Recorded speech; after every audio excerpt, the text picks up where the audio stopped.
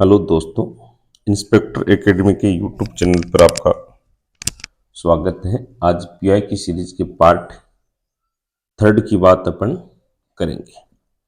Pi की series की part third start है। इसका फर्स्ट क्वेश्चन है, which article of the Indian constitution mention the right of the governor to address house of the state legislature. भारतीय संविधान के किस अनुच्छेद में राज्य विधानमंडल के सदन या सदनों मतलब दोनों सदनों की बात की राज्यपाल के अभिभाषण के अधिकार के बारे में उल्लेख किया गया। देखो, राज्यपाल का जो अभिभाषण है उसका मेंशन दो आर्टिकल में, एक आर्टिकल 75 है और आर्टिकल 75 में है राज्यपाल का अभिभाषण या एड्रेस, अभिभाषण या एड्रेस। और एक आर्टिकल 76 है और 76 में है गवर्नर का क्या है, विशेष अभिभाषण या स्पेशल एड्रेस की बात की गई है। ठीक है, अब एक बात तो ये ध्यान रखना, इसमें क्वेश्चन केवल पूछा गया राज्यपाल के अभिभाषण या address of governor to address की बात की पूछी है, तो इसका आंसर होगा आर्टिकल 175। और राज्यपाल का स्पेशल एड्रेस दे तो आर्टिकल क्या होना है, 176 होना है। नेक्स्ट काम की बात करें तो नेक्स्ट पॉइंट, राज्यपाल का अभिभाषण है वो किसके द्वारा तैयार किया जाता है, एड्रेस है वो किसके द्वारा तैयार किया जाता है, तो चीफ मिनिस्टर और उसकी मंत्री परिषद काउंसिल ऑफ मिनिस्ट्री द्वारा क्या किया जाता है, तैयार किया जाता है। और राष्ट्रपति के एड्रेस पर किसी प्रकार का गवर्नर के एड्रेस पर किसी प्रकार का डिस्प्यूट हो तो डिस्प्यूट का जो आंसर है वो भी कौन देता है, तो मुख्यमंत्री देता है, चीफ मिनिस्टर देता है। सेम उसी प्रकार देखो अपने आर्टिकल है जो 86 और आर्टिकल 87 में किसके अभिभाषण की बात की थी, प्रेसिडेंट के अभिभाषण की क्या की थी, बात की थी। तो आर्टिकल 86 में आप 89 ऐड करोगे तो आर्टिकल 175 आएगा। तो आर्टिकल 86 में राष्ट्रपति का अभिभाषण है, आर्टिकल 175 में गवर्नर के एड्रेस की बात की। आर्टिकल 87 में राष्ट्रपति के विशेष अभिभाषण स्पेशल एड्रेस, सेम वही 89 ऐड करोगे तो गवर्नर का क्या है, स्पेशल अभिभाषण की बातें की गई है। नेक्स्ट सेकंड क्वेश्चन है, which of the following option is not a qualification for membership the legislative, इनमें से कौन सा विकल्प विधानसभा की सदस्यता की योग्यता का नहीं है। अब देखो इसमें बात करते हैं। पहली बात तो यह है कि विधानसभा की जो सदस्यता है उसकी क्वालिफिकेशन का मेंशन है वो किस आर्टिकल में है, किस अनुच्छेद में है, तो आर्टिकल 103 में इसका क्या है, मेंशन किया गया है। और मेंशन में एक तो ये बात लिखी गई है कि भारत का क्या होना चाहिए, नागरिक होना चाहिए, इंडिया का क्या होना चाहिए, सिटीजन होना चाहिए। एक क्वेश्चन ये है कि मिनिमम एज कितनी है, तो 25 ईयर्स। थर्ड बात है प्रॉफिट की पोस्ट पर, लाभ की पद पर नहीं होना चाहिए, प्रॉफिट की पोस्ट पर नहीं होना। अन्य कोई योग्यता, देखो न्यूनतम आयु मिनिमम एज 25 ईयर्स सही है, प्रॉफिट की पोस्ट पर नहीं होना चाहिए, भारत का नागरिक हो, सिटीजन ऑफ इंडिया, परंतु राजनीतिक ज्ञान हो, should have knowledge of politics, तो ये आंसर इसका क्या होगा, सी होगा। राजनीतिक ज्ञान की जैसी कोई योग्यता भारतीय संविधान में नहीं मानी गई है किसी भी पद में, चाहे प्रेसिडेंट हो, वाइस प्रेसिडेंट हो, प्राइम मिनिस्टर, लोकसभा, राज्यसभा, विधानसभा, विधान परिषद, किसी में भी इस प्रकार की कोई क्वालिफिकेशन नहीं है। तो ये अपना आज का सेकंड क्वेश्चन हुआ। थर्ड क्वेश्चन की बात की जाए, विच article of Indian constitution mention the council of ministry shall be collective responsible of the state legislative assembly. भारतीय संविधान के किस अनुच्छेद में उल्लेख है कि मंत्री परिषद, अब ये मंत्री परिषद ध्यान रखना राज्य स्तर की बात की गई, स्टेट लेवल की बात की गई। सेंट्रल लेवल में मंत्री परिषद है वो किसके प्रति रेस्पॉन्सिबल होती है, वो अपन ने पिछले वीडियो में बातें कर ली थी, उसके सारे आर्टिकल बात। सामूहिक रूप से राज्य विधानसभा के प्रति उत्तरदायी होगी, ये बात किस आर्टिकल में लिखी गई, तो यहाँ आपको 4-5 आर्टिकल आपको क्या रखने हैं, ध्यान में रखने हैं। पहला आर्टिकल है इसमें आर्टिकल 74 164 ब्रैकेट में 1। इसमें लिखा है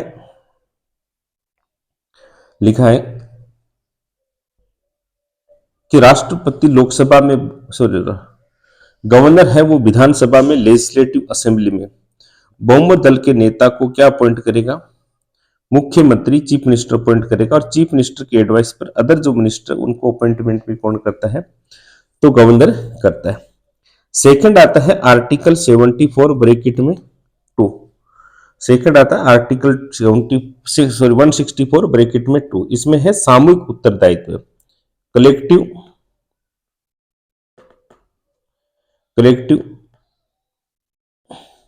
रेस्पॉन्सिबल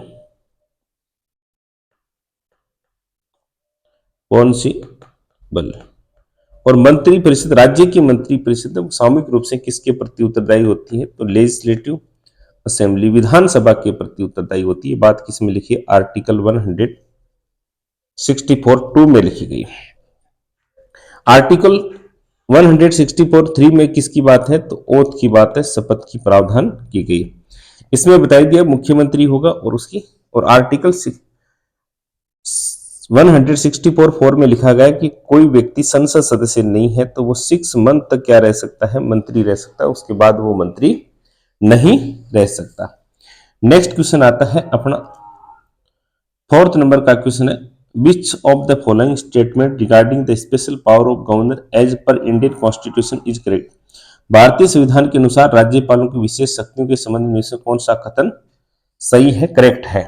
अब इसमें देखो, सीधी सी बात है, ये आर्टिकल किसकी बात कर रहा है? तो ये आर्टिकल 371 की बात कर रहा है। 371 से संबंधित ये बात कर रहा है।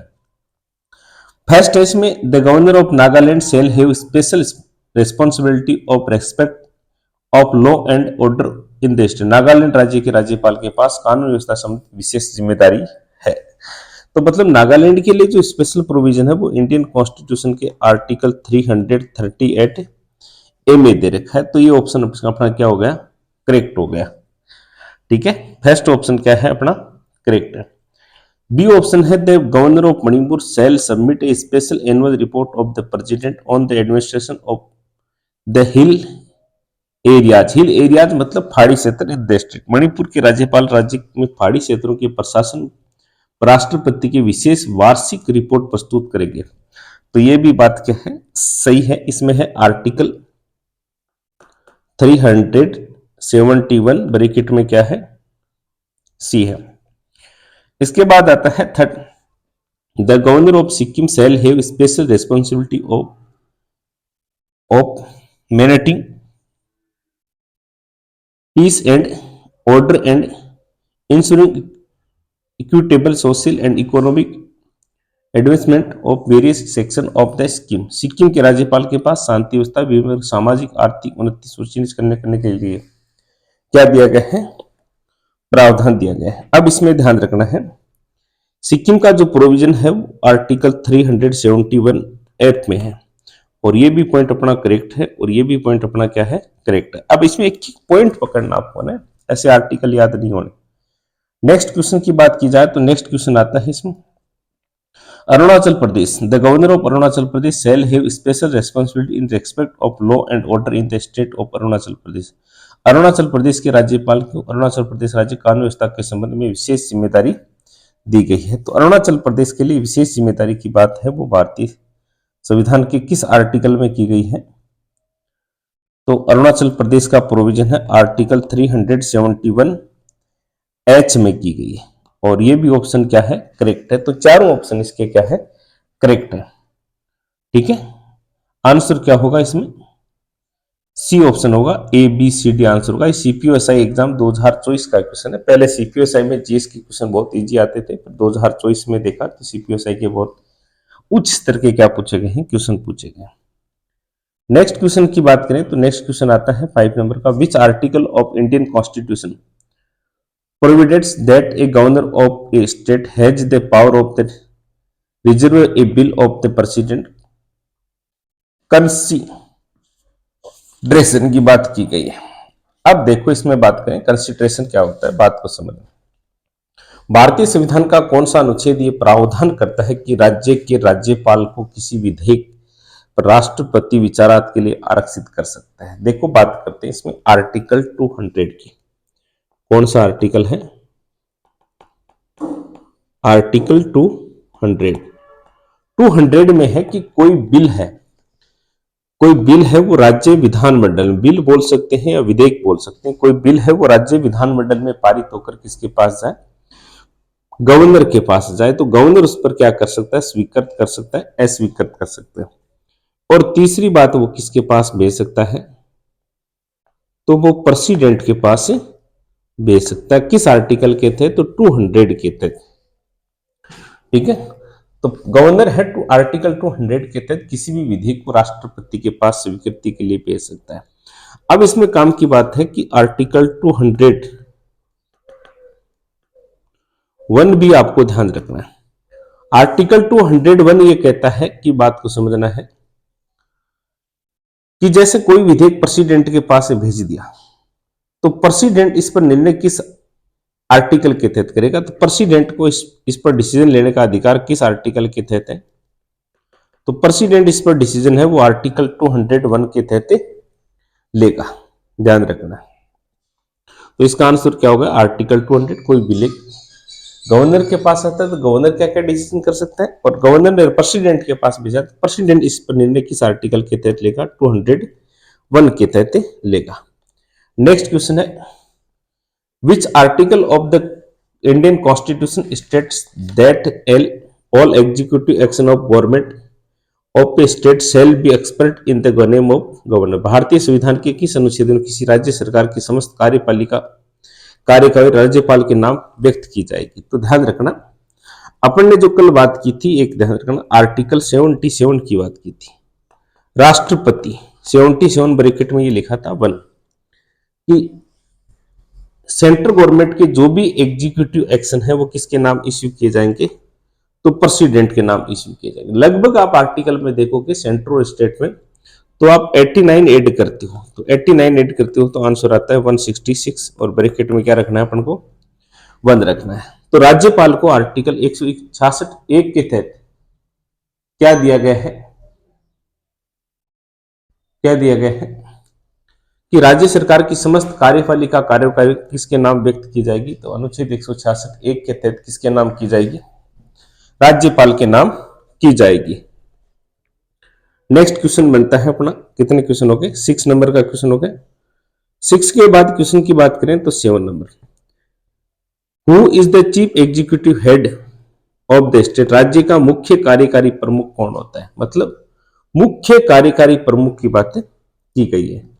अब इसमें देखना आप, राज्य सेंटर में कौन होता है? तो प्रेसिडेंट होता है। स्टेट में कौन होता है? तो बात को समझना है, गवर्नर होता है। आर्टिकल 153 में लिखा है कि राज्य की एग्जीक्यूटिव पावर, या बोल सकते हैं एग्जीक्यूटिव पावर ऑफ स्टेट, तो किसके पास होंगे? एग्जीक्यूटिव पावर ऑफ स्टेट की बात की जाए तो गवर्नर के पास होंगे। ये पावर किसके पास होते हैं? तो गवर्नर के पास होते हैं। अब सीधा क्वेश्चन ऐसा भी पूछ लें कि एग्जीक्यूटिव हेड, आंसर क्या होगा? तो इसका ए आंसर होगा, क्योंकि प्रेसिडेंट है वो सेंट्रल गवर्नमेंट में होता है, प्राइम मिनिस्टर सेंट्रल गवर्नमेंट होता है, चीफ मिनिस्टर। क्वेश्चन ये पूछ लें कि एग्जीक्यूटिव हेड कौन होता है? राज्य की कार्यपालिका का प्रमुख कौन होता है? तो वही गवर्नर क्या होता है? राज्य की कार्यपालिका का प्रमुख होता है। अब राज्य की कार्यपालिका में 2 प्रकार की पावर होते हैं, एक होती है वास्तविक कार्यपालिका शक्ति, रियल एग्जीक्यूटिव पावर, और एक कौन सा होता है?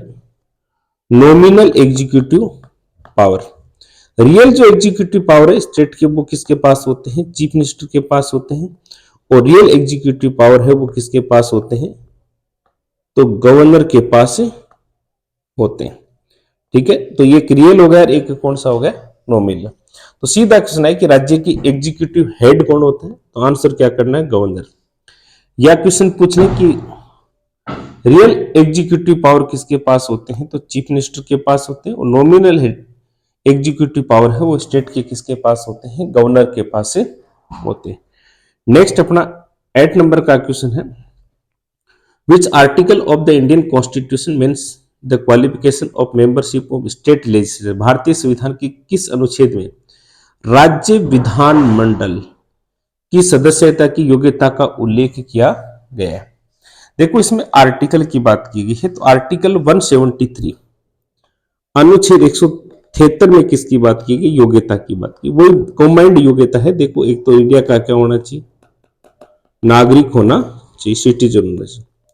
सेकंड बात है प्रॉफिट की पोस्ट पर नहीं होना चाहिए। थर्ड ध्यान रखना, थर्ड यह है कि विधानसभा लेजिस्लेटिव असेंबली के जो मेंबर बनते हैं उनकी मिनिमम एज कितनी होती है, 25 होती है। और विधान परिषद लेजिस्लेटिव काउंसिल के जो मेंबर होते हैं उनकी न्यूनतम आयु कितनी होती है, 30 ईयर होती है। तो आंसर क्या होगा, सी ऑप्शन इसका होगा। राज्य विधानमंडल के क्वालिफिकेशन की बात की गई है। नेक्स्ट क्वेश्चन है 9 नंबर का, which article of Indian constitution reference to the powers of ministry relation to state and legislature, भारतीय संविधान के कौन सा अनुच्छेद राज्य विधानमंडल के संबंध में मंत्रियों के अधिकारों के संदर्भित करता है।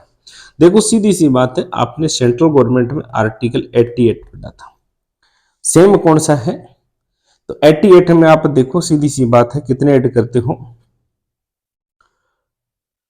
89 ऐड करते हो, तो ऑप्शन क्या आता है, वही सीधी सी बात है 89 क्या करनी है आपको, ऐड करने हैं। तो देखो 89 ऐड किए तो कितना हो गया, 177। मतलब आपको सेंट्रल गवर्नमेंट के आर्टिकल जब आपने याद कर ली तो उसमें सीधी सी बात है फॉर्मेट क्या जोड़ना, आपको 89 जोड़ना। आर्टिकल 177 ये कहता है, सीधी सी बात है आर्टिकल, इसका आंसर भी आर्टिकल 177 होगा। आर्टिकल 177 ये कहता है कि जो स्टेट गवर्नमेंट के मिनिस्टर हैं, कौन है, स्टेट गवर्नमेंट के मिनिस्टर, और एक होता है एडवोकेट, एडवोकेट जनरल, ठीक है, ये क्या कर सकते हैं, राज्य विधानमंडल स्टेट लेजिस्लेचर की बैठकों में भाग ले सकते हैं, बोल सकते हैं, ठीक है। तो इनको मंत्रियों, स्टेट गवर्नमेंट के जो भी मिनिस्टर होते हैं, और महाधिवक्ता होता है, एडवोकेट जनरल होता है, वो राज्य विधानमंडल स्टेट लेजिस्लेचर की बैठक में भाग ले सकता है, बोल सकता है। और इसमें एक बात ये भी है, मिनिस्टर वोट उसी सदन में देगा जिस सदन का वो क्या है, सदस्य है। तो ये बात है आर्टिकल 177 की बात है। वही आर्टिकल 88 आपको याद है, तो उसमें कितना ऐड करना है, प्लस कितना करना है, 89 क्या करना है, प्लस करना है। अब नेक्स्ट क्वेश्चन है 10 number, which on the following statement not correct, नहीं सही नहीं है, regarding the power of speaker of state legislative assembly, मतलब विधान राज्य की विधानसभा अध्यक्ष की शक्ति के संबंध में कौन सा कथन सही नहीं है। तो इसमें पहली बात तो यह है, सदन की व्याख्या और मर्यादा को बनाए रखता है। तो जो भी अध्यक्ष होता है वो सदन की व्याख्या और मर्यादा को क्या करता है, बनाए रखता है, मतलब बोलने का क्या देता है, अधिकार देता है। सेकंड इसमें है, एक साधारण विधेयक को लेकर दोनों सदनों के बीच गतिरोध हल करने के लिए विधान परिषद का संयुक्त सत्र का आह्वान कर सकता है। It can call a joint session of legislative council to resolve the deadlock between the two house over an ordinary bill. इसमें ध्यान रखना है, इसमें एक है संयुक्त सत्र, या बोल सकते हैं अपन जॉइंट सेशन। देखो जॉइंट सेशन है, जॉइंट सेशन जैसे शब्द का मेंशन है वो स्टेट लेवल पर नहीं है, सेंट्रल लेवल पर संसद में क्या बुलाया जा सकता है, जॉइंट सेशन बुलाया जा सकता है। किस आर्टिकल के तहत, तो 108 के तहत सेंट्रल लेवल पर क्या बुलाया जा सकता है, जॉइंट सेशन। स्टेट लेवल पर कोई जॉइंट सेशन नहीं है, तो कथन सही नहीं है। तो इसका आंसर क्या होगा, इसका आंसर है वो बी होगा, ठीक है। सेकंड है वह क्वोरम क्या हुआ, विधानसभा को रद्द कर सकता है या बैठक को स्थगित कर सकता है, बात सही है। It can dissolve the assembly of adjournment the meeting for went to quorum। quorum की बात की जाए तो 1/10, जब तक विधानसभा में 1/10 सदस्य उपस्थित है वो कार्रवाई करेगा। इससे कम होने पर वो क्या कर सकता है, स्थगित कर सकता है, पोस्टपोन्ड कर सकता है। ठीक है, next, decide the whether of bill manually और नॉट, ये तय करता है कोई विधेयक धन विधेयक है या नहीं। इसकी बात आर्टिकल 198 में लिखा गया है। तो ये भी करेक्ट है, ये भी करेक्ट है, ये भी करेक्ट है, और डिसकरेक्ट कौन सा है, तो बी। तो आंसर क्या होगा, बी होगा। सीधी सी बात है कि स्टेट लेवल पर ज्वाइंट सेशन का कोई प्रोविजन नहीं है। केवल किस पर प्रोविजन है ज्वाइंट सेशन का, तो सेंट्रल लेवल पर ज्वाइंट सेशन का प्रोविजन किया गया है।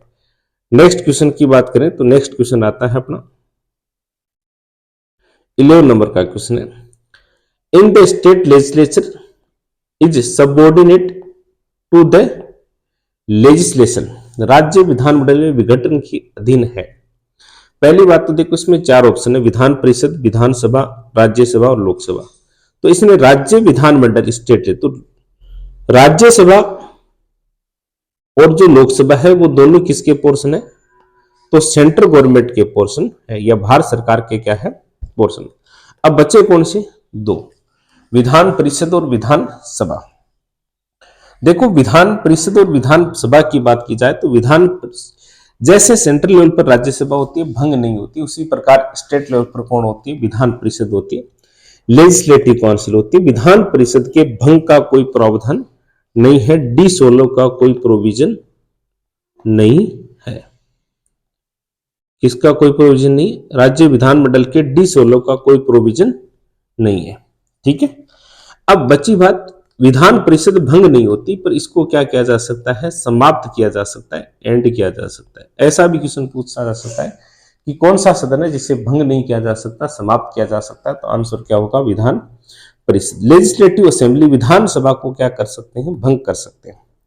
देखो आर्टिकल जो 172 है उसका क्लोज 2 और क्लोज 2 का भी सब क्लोज कौन सा है, बी है। उसमें लिखा है कि राज्यपाल है जो गवर्नर है वो राज्य विधानसभा को क्या कर सकता है, भंग कर सकता है, डिसॉल्व कर सकता है मुख्यमंत्री और मंत्री परिषद की सलाह से। तो आंसर क्या करना है इसमें, बी। ठीक है, सेंट्रल लेवल पर लोकसभा भंग हो सकती है, स्टेट लेवल पर विधानसभा, न तो विधान परिषद भंग होगी, न ही राज्यसभा क्या होगी, भंग होगी। तो आंसर अपना आंसर क्या करना है इसमें, बी आंसर करना है। ये क्वेश्चन एमटीएस 2024 के एग्जाम में था, बहुत अच्छा क्वेश्चन है। नेक्स्ट क्वेश्चन की बात करें तो अगला क्वेश्चन आता है अपना, विच of the following is not include in the state executive, में से कौन सा राज्य की कार्यपालिका में शामिल होता है।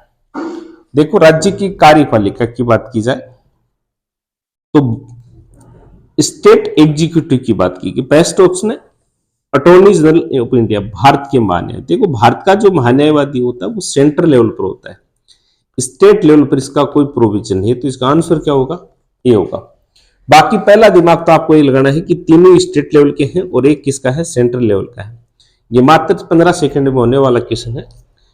तो राज्य की कार्यपालिका में राज्यपाल आता है, राज्य का महाधिवक्ता आता है और मंत्री परिषद आती है। तो आंसर क्या होगा इसका, ये हो गया। नेक्स्ट क्वेश्चन है अपना, in India subject to provisions of article 338 the legislative assembly of every state shall constitute of maximum of members, अनुच्छेद 333 के उपबंधों के अधीन रहते हुए प्रत्येक राज्य की विधानसभा में अधिकतम सदस्य से मिलकर। अब देखो आपको थोड़ा सा इसमें दिमाग लगाना होगा, क्वेश्चन बहुत इजी है, बहुत बार मैंने क्लास में करवाए हैं, पर थोड़ी सी इसमें बात ध्यान रखना है। थोड़ी सी बात इसमें यह ध्यान रखनी है आपको कि आर्टिकल 333 क्या कहता है। तो आर्टिकल जो 333 कहता है वो कहता है कि विधानसभा में एक एंग्लो इंडियन को क्या होगा, आंग्ल भारतीय को क्या होगा, रिजर्वेशन होगा। ये बात लिखी है। अब इस बात पर वापस अपन को आर्टिकल 170 में आना है, 170 में आना है। अनुच्छेद 170 कहता है कि किसी राज्य की विधानसभा में अधिकतम मेंबर कितने हो सकते हैं, मैक्सिमम मेंबर कितने हो सकते हैं, 500 हो सकते हैं, और मिनिमम मेंबर कितने हो सकते हैं, 60 हो सकते हैं, 60 हो सकते हैं। ठीक है, तो ये दो बात है रखना, मैक्सिमम मेंबर 500 है और मिनिमम मेंबर कितने हो सकते हैं, 60 हो सकते हैं। अब इसमें काम की बात ये बनती है कि इसमें एंग्लो इंडियन को भी क्या किया जाएगा, अनुच्छेद 333 के उपबंध का अर्थ है एंग्लो इंडियन को भी शामिल किया जाएगा, मैक्सिमम 500 में और मिनिमम 60 में। तो आंसर तो इसका क्या होगा, 500 होगा। तो किसी राज्य में अधिकतम विधानसभा सदस्यों की संख्या 500 हो सकती है एंग्लो इंडियन सहित, और किसी राज्य में मिनिमम संख्या है, नंबर है, वो कितने हो सकते हैं, 600 हो सकते हैं। एक बात ये ध्यान रखना, वर्तमान में आर्टिकल 104 संविधान संशोधन कॉन्स्टिट्यूशन अमेंडमेंट 104 के तहत इस प्रोविजन को क्या कर दिया, निष्क्रिय कर दिया। दो बात और ध्यान रखनी है कि सर्वाधिक विधानसभा सदस्य किस राज्य में, तो फर्स्ट स्टेट पर कौन है, यूपी। यूपी में मैक्सिमम विधानसभा सदस्य हैं कितने, 403। तो अब की बार यहां से क्वेश्चन पूछ सकता है, सर्वाधिक विधानसभा सदस्य किस राज्य में है, यूपी में। सेकंड स्थान है वो किसका है, वेस्ट बंगाल का। वेस्ट बंगाल का कितना है, 294। थर्ड स्थान किसका है, तो महाराष्ट्र का है। महाराष्ट्र में कितने हैं, 288 है। और फोर्थ स्थान किसका है, तो फोर्थ स्थान बिहार का है, और बिहार में कितने हैं, तो 243। मैक्सिमम मेंबर कितने होने चाहिए, 60 होने चाहिए। पर देखो मिनिमम जो नंबर वाले स्टेट है उसमें ध्यान रखना, पहला कौन सा है, पुदुचेरी की बात की गई। किसकी बात की गई है, पुदुचेरी में मिनिमम कितने हो सकते हैं, 30 हो सकते हैं। सेकंड पॉइंट की बात करें तो सेकंड पॉइंट आता है सिक्किम, और सिक्किम में कितने हैं, 32। थर्ड है मिजोरम, मिजोरम में कितने हैं, 40 हैं। और फोर्थ है गोवा, गोवा में कितने हैं, तो भी 40 है। तो टॉप 4 हो गए और डाउन 4 हो गए। पर ये देखो मिनिमम होने कितने चाहिए, तो 60 होने चाहिए, पर ये अपवाद है, 60 से सारे ही क्या है, कम है। तो ये अपना 13 नंबर का क्वेश्चन। 14 नंबर का क्वेश्चन देखो, which on the following statement regarding the terms of office of the governor is correct. राज्यपाल के कार्यालय की शर्तों के समझने में से कौन सा कथन सही नहीं है। फर्स्ट पॉइंट की बात करें तो फर्स्ट पॉइंट तो ये बनता है कि राज्यपाल की शर्तें हैं किस आर्टिकल में, ट्रिम्स किस आर्टिकल में है। तो ट्रिम्स की बात की जाए तो आर्टिकल 158 में इसकी शर्तों का मेंशन किया गया। किसमें किया गया, 58 में। वही है, फर्स्ट है पार्लियामेंट और स्टेट लेजिस्लेचर का मेंबर नहीं होना चाहिए। सेकंड है अदर कोई प्रॉफिट की पोस्ट नहीं होनी चाहिए। और थर्ड है अपना एक क्या मिलेगा, रेजिडेंस मिलेगा। और फोर्थ कौन सा है, सैलरी मिलेगी, अलाउंस मिलेगा, ये बात है। अब देखो इसमें बात करते हैं, राज्यपाल अन्य कोई लाभ का पद धारण कर सकता है, नहीं कर सकता। ये सेकंड पॉइंट अभी बताया था। पर अदर कोई प्रॉफिट की पोस्ट होल्ड कर सकता है, तो नहीं कर सकता। Next, the governor shall be entitled the use of his official residence without paying rent. राज्यपाल बिना किराए दिए अपने शासक के निवासों का उपयोग का हकदार है। तो ध्यान रखना ये अपना करेक्ट है और ये अपना क्या है, इनकरेक्ट है। तो आंसर क्या होगा, ओनली सेकंड होगा। एक ध्यान रखना, राज्यपाल का जो आवास होता है उस आवास को किस नाम से जाना जाता है, तो उसके आवास को राज भवन के नाम से जाना जाता है। किसके नाम से जाना जाता है, राजभवन। तो आंसर करेक्ट कौन सा हो गया, सेकंड हो गया। नेक्स्ट 15 नंबर का क्वेश्चन आता है अपना, the government of national capital territory of Delhi bill 2023 establish a national capital civil services authority constituting of the chief minister, chief secretary of Delhi and एक और कौन होगा इसमें, राष्ट्रीय राजधानी क्षेत्र दिल्ली सरकार विधेयक 2023 में राष्ट्रीय राजधानी सिविल सेवा प्राधिकरण की स्थापना की। अब एक तो यह आ सकता है राष्ट्रीय राजधानी सिविल सेवा प्राधिकरण की स्थापना कब की, तो 2003, जिसमें मुख्यमंत्री दिल्ली के और दिल्ली के मुख्य सचिव और साथ में कौन शामिल होगा, तो भारत में दिल्ली का प्रधान गृह सचिव इसमें क्या होता है, इंक्लूड होता है। तो आंसर क्या होगा, बी होगा। अब देखो इसका काम क्या है, काम इसका ये बनता है, 15 नंबर के क्वेश्चन की बात है कि एक जैसे अपने यूपीएससी होती है सेंट्रल लेवल में, स्टेट लेवल पर एसपीएससी होती है, जैसे बीपीएससी है, यूपीपीएससी है, आरपीएससी है, एमपीपीएससी है, इस प्रकार की जो संस्थाएं होती है उसी प्रकार दिल्ली में क्या होगा, राष्ट्रीय राजधानी सिविल सेवा प्राधिकरण एक संस्था होगी। जो काम ये करेगी कि दिल्ली है, अंडमान निकोबार द्वीप समूह है, दादर नगर हवेली है, दादर व नगर हवेली या दमन एंड दीव बोल सकते हैं। तो दादर और दमन एंड दीव, इनकी बात की गई। इसमें बोला गया है कि इसका काम ये होगा, दिल्ली, अंडमान निकोबार, दादर एंड नगर हवेली में जो भी ए ग्रुप के ऑफिसर है, उन ए ग्रुप के ऑफिसर को पोस्टिंग देने का काम होगा कि किसकी पोस्टिंग कहां होगी, किस सेक्टर में होगी, और साथ में उनके क्या करने की बात की गई है, तो ट्रांसफर करने की बात की गई है। किसकी बात की गई है, ट्रांसफर करने का काम किसका है, तो national capital civil service authority का काम है कि दिल्ली, अंडमान निकोबार द्वीप समूह, दादर एंड नगर हवेली में ए ग्रेड के जो भी ऑफिसर होते हैं उनको पोस्टिंग और ट्रांसफर के प्रोविजन किए गए। नेक्स्ट क्वेश्चन की बात करें तो नेक्स्ट क्वेश्चन आता है 16 नंबर का।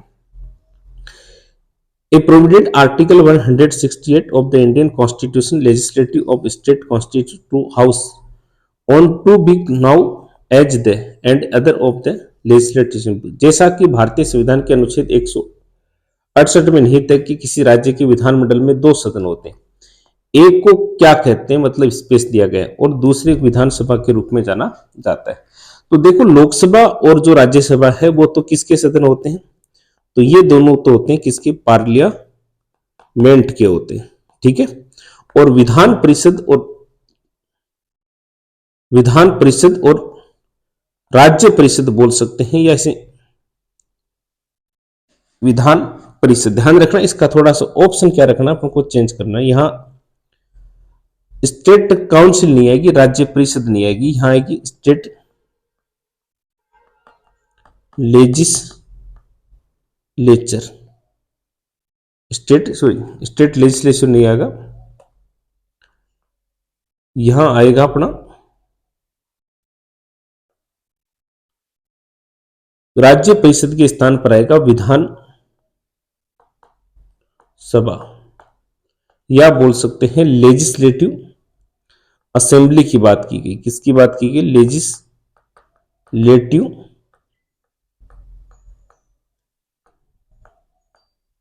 असेंबली की बात की गई। तो लोकसभा और राज्यसभा सेंट्रल गवर्नमेंट पार्लियामेंट के पार्ट है, और विधानसभा और विधान परिषद किसके हैं, राज्य विधानमंडल। तो आर्टिकल 168 ये कहता है कि प्रत्येक राज्य में क्या होगा, राज्य विधान मंडल होगा, स्टेट लेजिस्लेचर होगा, जिसमें कितने सदन होंगे, विधानसभा और विधान परिषद दो होंगे, लेजिस्लेटिव काउंसिल और लेजिस्लेटिव असेंबली होगी। इस ऑप्शन की जगह आपको क्या लिख लेना है, लेजिस्लेटिव असेंबली या विधानसभा लिख लेना है। तो राज्य स्तर पर संसद में कितने सदन होते हैं, राज्य स्तर पर विधानमंडल में, स्टेट लेजिस्लेचर में 2 हाउस होते हैं, एक विधानसभा होता है, एक क्या होती है, विधान परिषद होती है, लेजिस्लेटिव काउंसिल होती है। तो ये अपना हो गया 16 नंबर का क्वेश्चन। अब नेक्स्ट है 17 नंबर का क्वेश्चन की बात करें। Who has the power of recommended imposition of the constitutional emergency in state? राज्य में संवैधानिक आपातकाल लगाने की अनुशंसा करने की शक्ति किसके पास है। देखो, पहली बात तो है इसमें इमरजेंसी पावर की बात की गई। इमरजेंसी पावर का जो मेंशन है वो किस पार्ट में किया गया है, तो पार्ट 18 में किया गया। किस आर्टिकल से किस आर्टिकल में किया गया है, तो आर्टिकल 352 से 360 तक मेंशन किया गया। अब 352 इसमें है राष्ट्रीय आपातकाल, 356 इसमें है राज्य आपातकाल या कॉन्स्टिट्यूशनल इमरजेंसी। देखो, कॉन्स्टिट्यूशनल इमरजेंसी की बात की गई, संवैधानिक आपातकाल की क्या की गई है, बात की गई है, कॉन्स्टिट्यूशनल इमरजेंसी।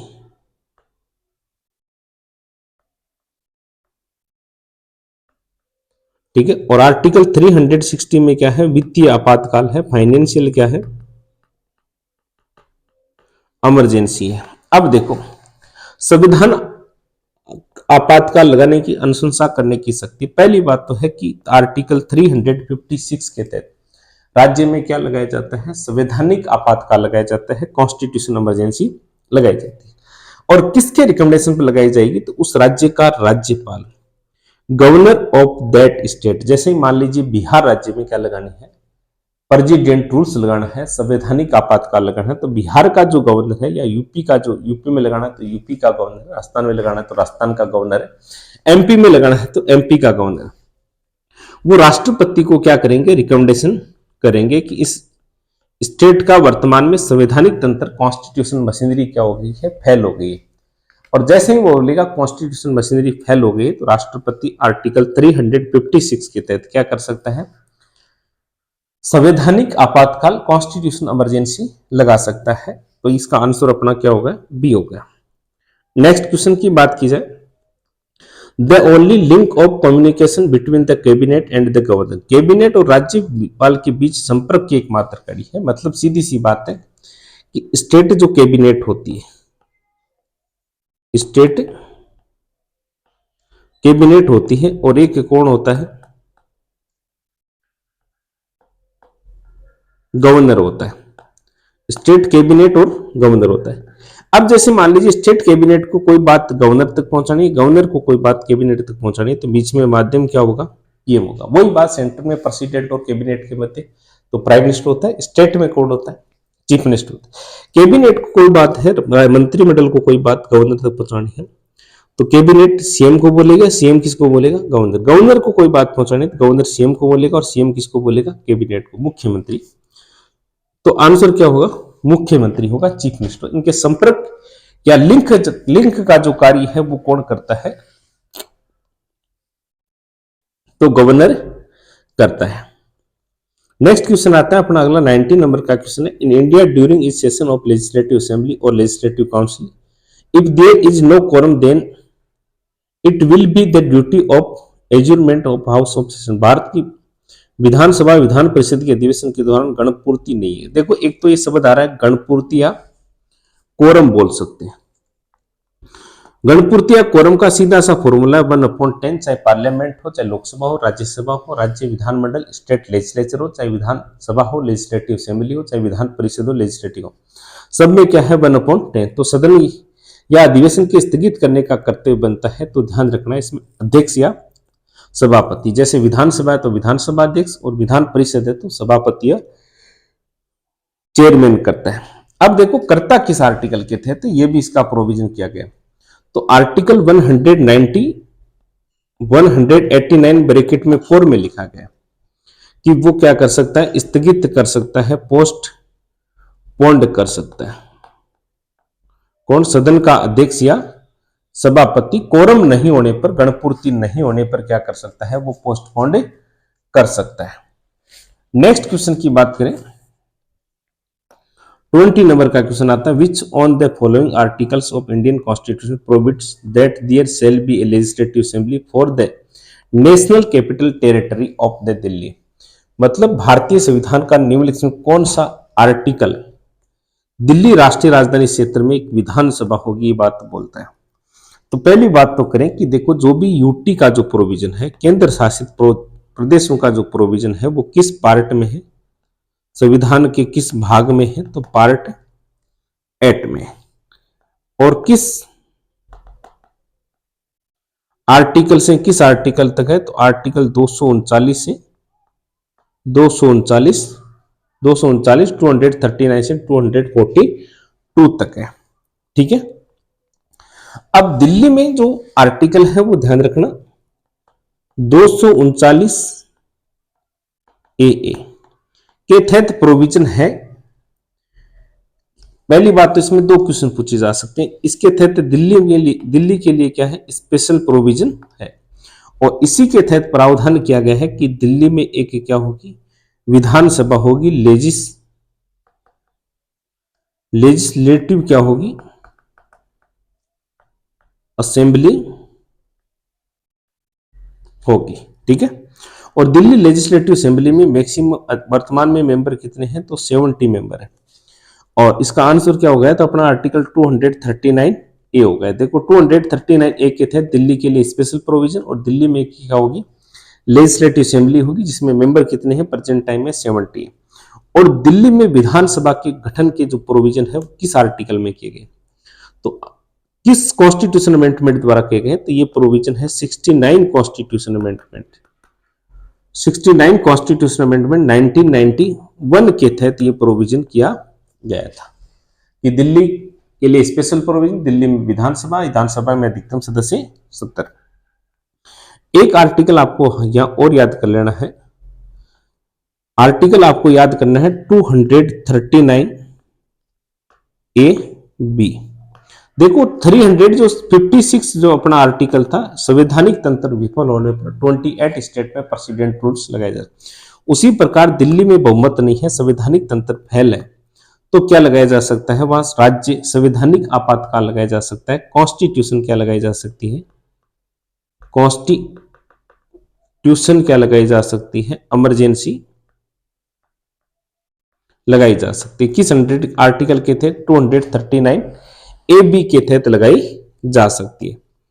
नेक्स्ट क्वेश्चन की बात करें तो नेक्स्ट क्वेश्चन ये आता है अपना, which on the following is not qualification for appointment of जजेस ऑफ द सुप्रीम कोर्ट।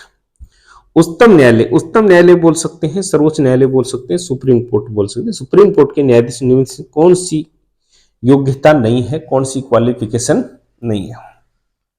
तो पहली बात तो ये ध्यान रखना, सुप्रीम कोर्ट की जो योग्यताएं होती है, न्यायाधीशों की योग्यताएं होती है, उसका मेंशन किस आर्टिकल में है। कई बार देखो क्वेश्चन है बहुत लेंथी क्वेश्चन देता है। एसएससी सीजीएल में एक नया ट्रेंड चालू है पिछले 2 साल से कि क्वेश्चन की भाषा है, लैंग्वेज है, वो घुमाकर देते हैं। तो उसमें घुमाकर आपको न जाकर आपको एक शब्द पकड़ना है। जैसे इस क्वेश्चन में उच्चतम न्यायालय के न्यायाधीश नियुक्ति के लिए कौन सी योग्यता, तो नियुक्ति के लिए योग्यता, तो सीधा क्वेश्चन आता नहीं है।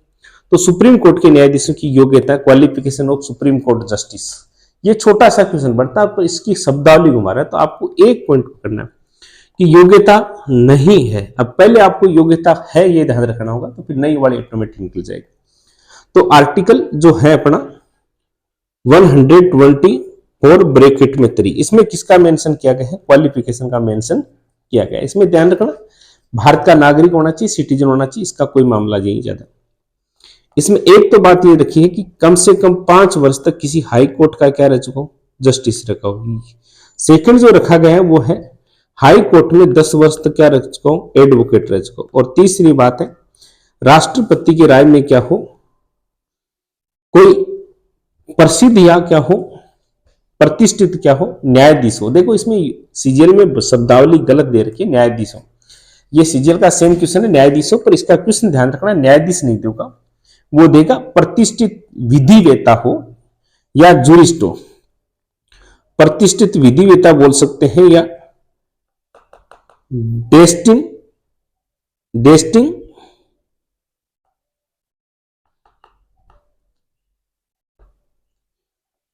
एक सेकंड मीनिंग लिख दे, डेस्टिंग्विश्ड जूरिस्ट की बात है। प्रतिष्ठित क्या हो, विधिवेता। हालांकि सीजीएल में इसमें न्यायाधीश दे रखा था, न्यायाधीश के हिसाब से ऑप्शन क्या होता है, गलत होता है। तो 3 मुख्य योग्यता है, कम से कम हाई कोर्ट का 5 वर्ष तक क्या रह चुका हो, जस्टिस रह चुका हो, हाई कोर्ट का 10 वर्ष तक एडवोकेट या लॉयर रह चुका हो, या डिस्टिंग्विश्ड जूरिस्ट, फेमस क्या हो, प्रतिष्ठित क्या हो, विधिवेता हो। ये 3 क्वालिफिकेशन। फर्स्ट है देखो कम से कम 5 वर्ष तक उच्च न्यायालय में न्यायाधीश होना चाहिए, फर्स्ट ऑप्शन सही है। राष्ट्रपति की राय में प्रतिष्ठित न्यायाधीश होना चाहिए या प्रतिष्ठित विधिवेता होना चाहिए, ये भी क्या है, सही है। कम से कम 10 वर्ष तक सर्वोच्च न्यायालय वकील, सर्वोच्च न्यायालय के वकील का कोई प्रोविजन नहीं है। कम से कम 10 वर्ष तक किसी हाई कोर्ट में एडवोकेट रह चुका हो। तो इसमें कौन सी योग्यता नहीं है, तो नहीं की बात करें तो आंसर क्या होगा, इसमें सी होगा। सुप्रीम कोर्ट के एडवोकेट की योग्यता का मेंशन नहीं किया गया। नेक्स्ट आता है अगला क्वेश्चन 22 नंबर का, in which of the following case the supreme court of India has held that in the event of inconsistency between the fundamental rights and directive principle of the fundamental rights shall be prevail। News किस मामले में भारत के उच्चतम न्यायालय ने यह निर्णय दिया था कि मौलिक अधिकारों और निर्देशन सिद्धांतों के बीच किसी भी विसंगति की स्थिति में मौलिक अधिकार मान्य होंगे। बहुत अच्छे स्तर का क्वेश्चन पूछा गया, सुप्रीम कोर्ट के निर्णय एसएससी पूछने लग गई है। पहले यूपीएससी में आते थे या एमपीपीएससी इसमें आते थे, यूपीपीएससी में आते थे, आरपीएससी में आते थे, अब एसएससी भी इन मामलों में चलने लगे।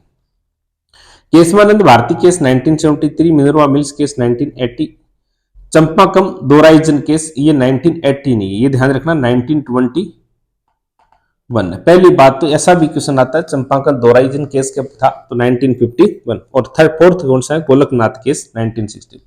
देखो केस जब अपन फंडामेंटल राइट्स के जब क्वेश्चन आएंगे तो उसमें ठीक से डिटेल करेंगे, अभी इतना ध्यान रखना है। चंपाकन दोराइजन मामले में ये कहा था कि डायरेक्ट फंडामेंटल राइट्स और डायरेक्टिव प्रिंसिपल के मध्य टक्कर हो तो मानने क्या होंगे, फंडामेंटल राइट्स होंगे। उसके बाद केशवानंद भारती मामले में निर्णय को पलट दिया गया था। तो उसकी अपने ये जो 5-6 डिसीजन है सुप्रीम कोर्ट के, ये एक जगह अपन पॉइंट लेकर उसको क्लियर कर देंगे। तो आंसर इसमें क्या करना है, आपको सी आंसर करना है। नेक्स्ट क्वेश्चन है 23, किसी निजी अदालत में अपने अधिकार क्षेत्र से बाहर जाकर किसी मामले पर विचार हो तो किसी उस न्यायालय में सर्वोच्च न्यायालय द्वारा कौन सी रिट जारी करते हैं। देखो पहली बात तो ये समझना है, आर्टिकल 23 की बात करें तो आर्टिकल 23 में सुप्रीम कोर्ट की बात की गई। देखो आर्टिकल 32 के तहत सुप्रीम कोर्ट कितने प्रकार की रिट जारी करता है, तो 5 टाइप की रिट क्या करता है, जारी करता है, ठीक है, इश्यू करता है। अब उसमें क्वेश्चन पूछा गया है कि सुप्रीम कोर्ट क्या है कि कोई भी लोअर जो कोर्ट है वो अपने कार्य क्षेत्र से बाहर जाकर कार्य करता है तो उसको रोकने के लिए कौन सी रिट जारी करता है, इसकी बात की गई। देखो फर्स्ट रिट लिखिए, रिट ऑफ सेरियोट्रेक, उत्प्रेक्षण लेख बोल सकते हैं। देखो उत्प्रेक्षण का अर्थ होता है और अधिक जानकारी देना, मोर इंफॉर्मेशन होता है। को वारंटो या अधिकार पर्चा का अर्थ होता है किस अधिकार से, वाट ऑथोरिटी, किस अधिकार से, मतलब ये है जो इलीगल जो अपॉइंट्स है उनको रोकने के लिए जारी की जाती है। उत्प्रेक्षण नामक जो रिट है वो किसके लिए जारी की जाती है,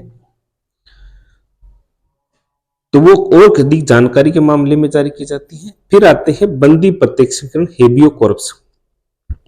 बंदी प्रत्यक्षीकरण या हेबियो कॉर्पस का होता है कि किसी व्यक्ति को इलीगल अरेस्ट कर लिया गया है तो उसको रोकने के लिए कौन सी रिट जारी की जाती है, बंदी प्रत्यक्षीकरण।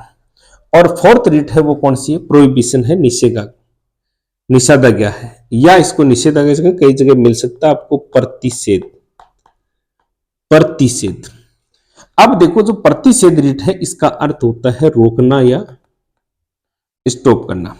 स्टॉप किस प्रकार से कि जो सुप्रीम कोर्ट है उसके अधीन जो कोर्ट आते हैं, जैसे कोई भी लोअर कोर्ट आया, मान लीजिए क्या लोअर कोर्ट आया और लोअर कोर्ट है अपने कार्य क्षेत्र से बाहर जाकर क्या कर रहा है, कार्य कर रहा है, तो सुप्रीम कोर्ट कौन सी रिट जारी करेगा, प्रोहिबिशन रिट जारी करेगा कि आप अपने कार्य क्षेत्र से बाहर जाकर कार्य नहीं करें।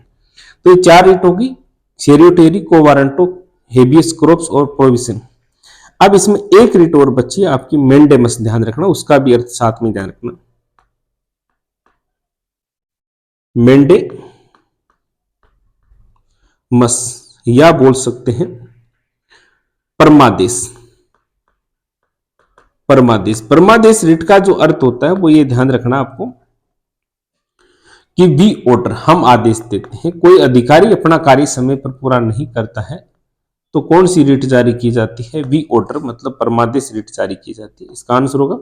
एक ये भी ध्यान रखना, हाई कोर्ट को रिट जारी करने का अधिकार किस आर्टिकल के तहत है, तो 226 के तहत हाई कोर्ट को रिट जारी करने का अधिकार है और सुप्रीम कोर्ट को रिट जारी करने का अधिकार आर्टिकल 32 के तहत प्रोविजन किया गया। नेक्स्ट अपना क्वेश्चन है भारतीय संविधान के भाग 6 में अनुच्छेद 214 से 31 से संबंधित है। आर्टिकल 214 टू 231 ये पार्ट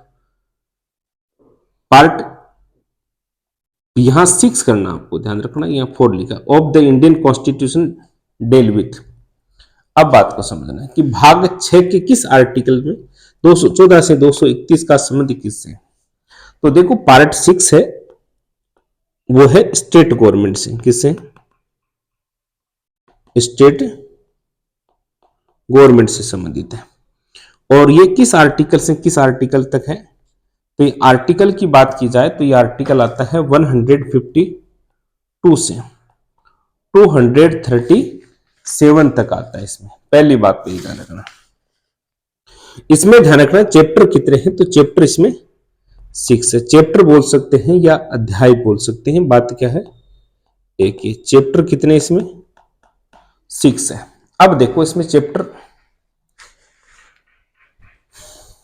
1 में है परिभाषा, डेफिनेशन, और चैप्टर 1 में केवल एक ही आर्टिकल है 152। चैप्टर 2 में है कार्यपालिका एग्जीक्यूटिव, और एग्जीक्यूटिव किस आर्टिकल से किस आर्टिकल तक है, तो 153 से 167 तक है। चैप्टर 3 में है राज्य विधानमंडल, स्टेट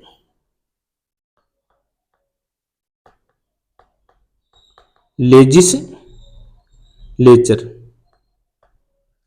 और स्टेट लेजिस्लेचर है वो किस आर्टिकल से 168 से 212 तक है। चैप्टर 4 में है राज्यपाल का अध्यादेश, ऑर्डिनेंस, आर्टिकल कौन सा है 230। चैप्टर 5 में है हाई कोर्ट, और हाई कोर्ट है 214 से 231।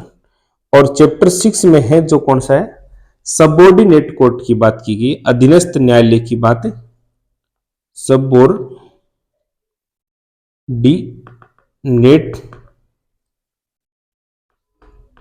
कोर्ट की बात की गई है, और किस आर्टिकल से किस आर्टिकल 233 से 237 तक बात की गई। अब इसमें ध्यान रखना एक तो आर्टिकल 232 नहीं आ रहा क्योंकि इसको डीएक्टिवेट कर दिया गया, तो आर्टिकल 214 से 231 तक किसका मेंशन किया गया, तो उच्च न्यायालय हाई कोर्ट का क्या किया गया है, मेंशन किया गया। कई बार यह 214 से 231 की जगह क्या दे सकता है 232 दे सकता है, तो भी ध्यान रखना। हालांकि 232 वर्तमान में क्या कर दिया गया है, निष्क्रिय कर दिया गया है।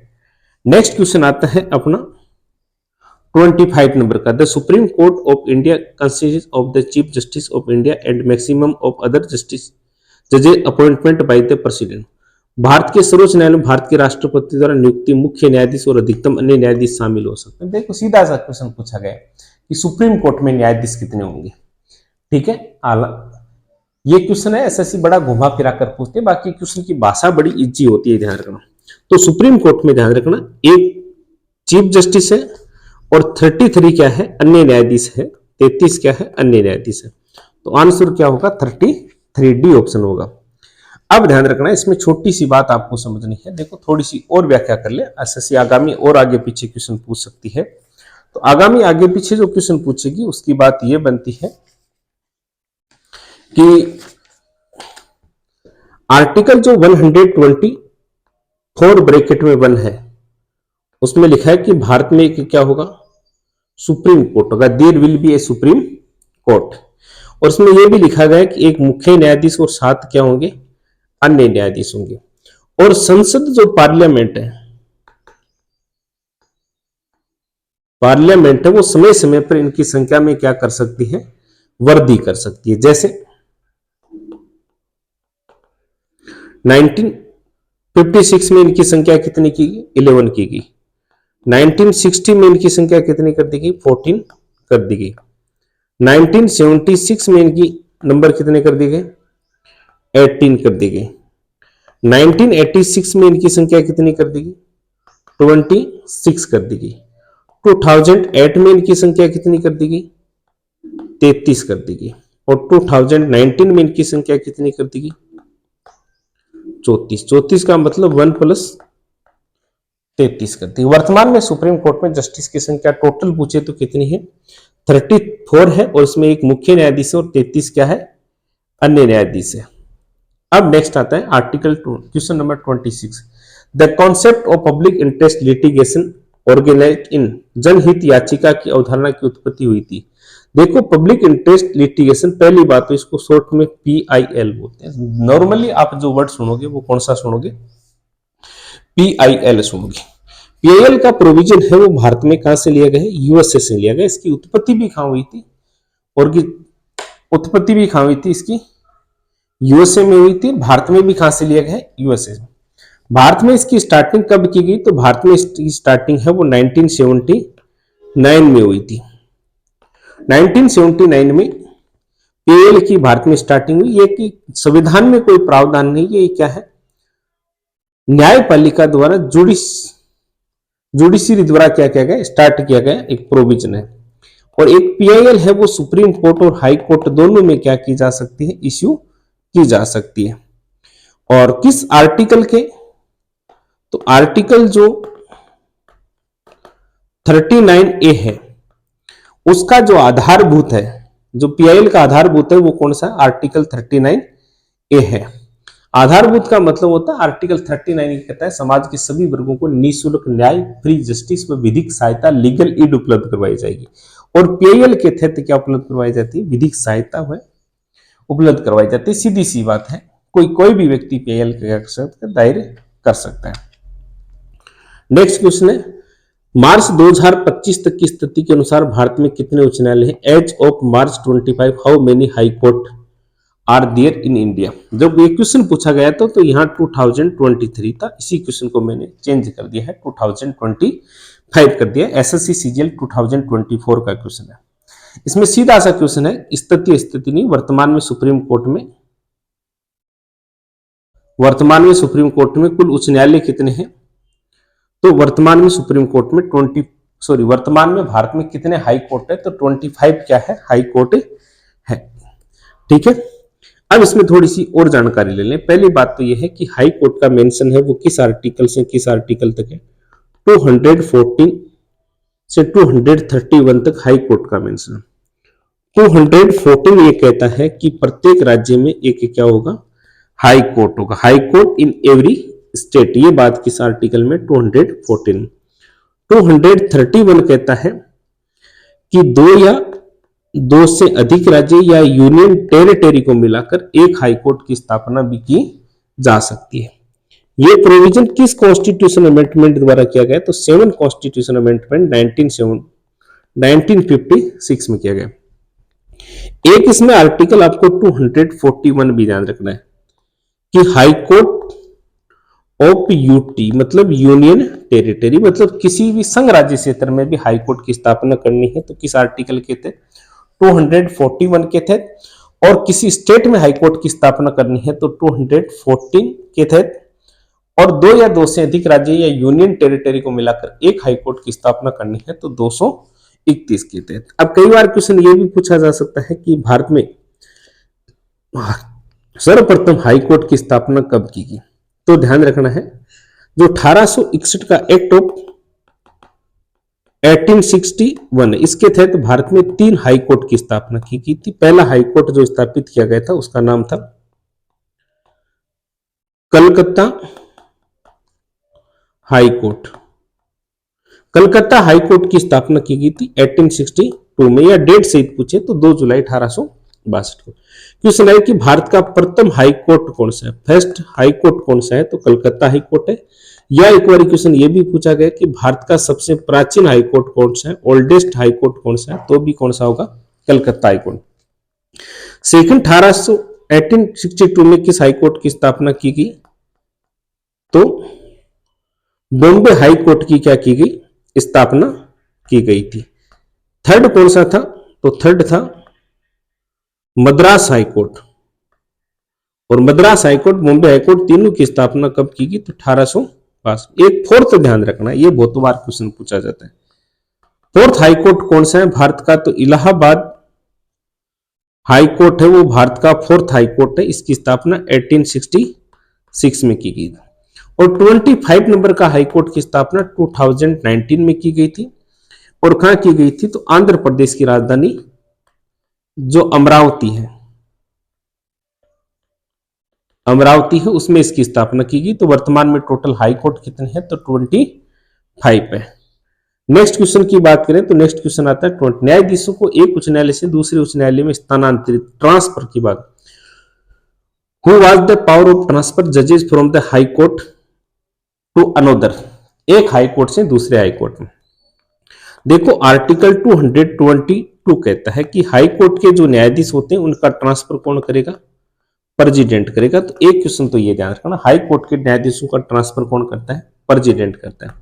और किसकी एडवाइस पर करेगा? तो सीजे आई की एडवाइस पर करेगा। तो देखो, करने का अधिकार किसके पास है? तो भारत के राष्ट्रपति, प्रेसिडेंट ऑफ इंडिया। और क्वेश्चन पूछे किसकी एडवाइस, एडवाइस की बात करें तो एडवाइस पूछे तो आंसर क्या कर देना? CJI कर देना। तो ये दो क्वेश्चन है, ट्रांसफर प्रेसिडेंट और ट्रांसफर की एडवाइस कौन करता है? तो CJI करता है। नेक्स्ट क्वेश्चन आता है अपना 29, which article of the Indian Constitution provides that law declared by the Supreme Court shall be binding of all courts within territory of India? भारतीय संविधान का कौन सा अनुच्छेद निर्धारित करता है कि सर्वोच्च न्यायालय द्वारा घोषित कानून भारत के क्षेत्र के सभी अदालतों में बाध्यकारी होगा? तो आर्टिकल 141 ये कहता है कि सुप्रीम कोर्ट ने कोई कानून क्या कर दिया है? घोषित कर दिया है, अनाउंस कर दिया है, तो वो देश के सभी न्यायालयों में क्या होगा? लागू होगा। नेक्स्ट पॉइंट की बात करें तो नेक्स्ट 30 नंबर का क्वेश्चन आता है अपना, बड़ा क्वेश्चन है, ध्यान रखना। Which of the following statement regarding the judicial review, न्यायिक समीक्षा in India is are correct? भारत की न्यायिक समीक्षा के समय कौन सा कथन? न्यायिक समीक्षा का अर्थ कानून की अदालतों के पास संविधान के प्रावधानों के संदर्भ में विधायी व अन्य सरकारी कार्य वैधता की प्रशिक्षण करना।